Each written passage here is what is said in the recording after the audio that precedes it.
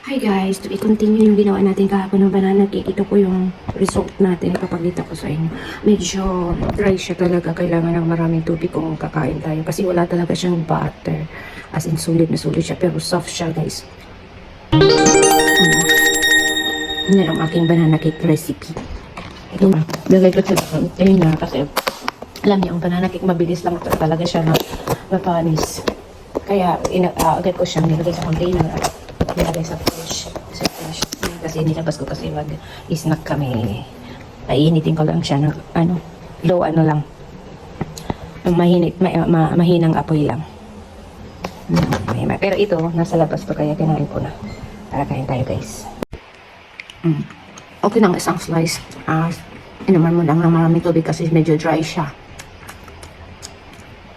Nakahitsit ako kasi nanonood ako ng news, GMA Integrated News.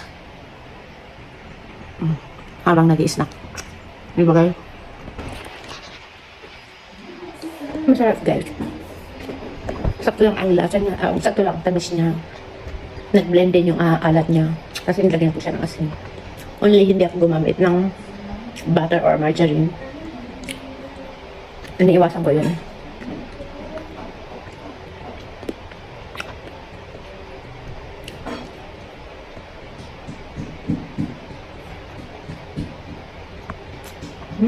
Sarap.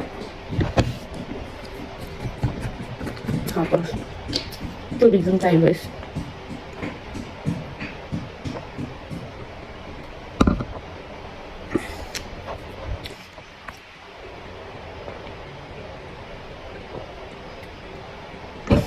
Tapos guys, pagkatapos ko kumain ng aking ginawang banana cake, maghihiwa naman ako ng pineapple na tinatawag ng alaga kong rock melon. Hingi sa akin ng rock melon. Hindi ko mabigay-bigay ng binuksan na niya yung tinuro niya sa akin kung ano pala. Ito pala yung pineapple. Tapos, hiwain natin ito. Rock melon tawag niya? Oo.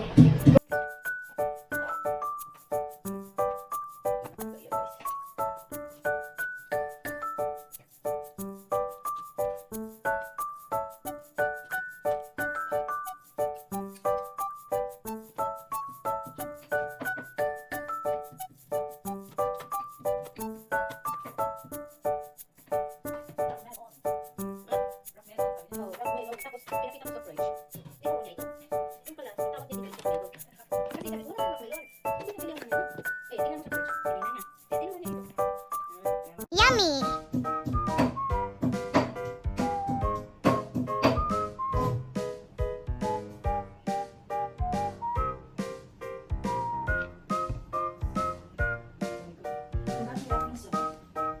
Guys, ang sarap ng panahon ngayon.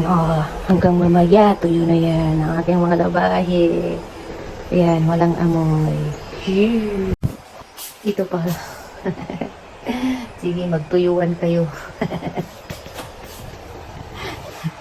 Ito naman yung mga damit ko. Dito lang sa likod nakasambay kasi siyempre ang mga katulong hindi pa exposed sa sunlight. Joke. Tapos guys, habang nag-aantay, nandiyan na naman ako.